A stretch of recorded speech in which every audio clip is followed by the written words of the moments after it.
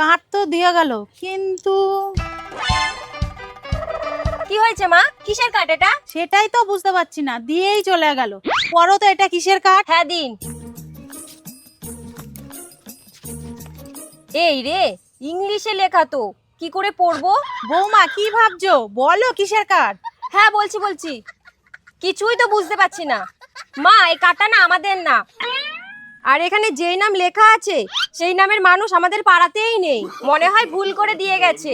ও এ ভাই একটু শোনো শোনো, দেখো তো কার্ডে যার নাম লেখা আছে তুমি তাকে চেনো কিনা? সি মদন মোহনের নামে কার্ড। কই দেখি। এখানে তো আপনার ছেলের নামই লেখা আছে, শ্রীযুক্ত মধুসূদন। ওইটা আমার বরের ভালো নাম, তাই মুখে উচ্চারণ করিনি। এইটা বিয়ের কার্ড, আপনাদের বিয়েতে নিমন্ত্রণ করেছে।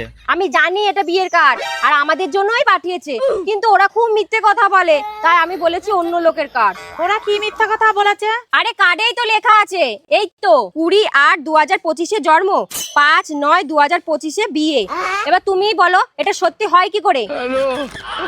কিন্তু এখানে তো লেখা আছে 20-8-2025 আশীর্বাদ, 5-9-2025 বিয়ে। এই রে, কখন ভাত বসিয়ে থুয়ে এসেছি, মনে হয় পুড়ে গেল।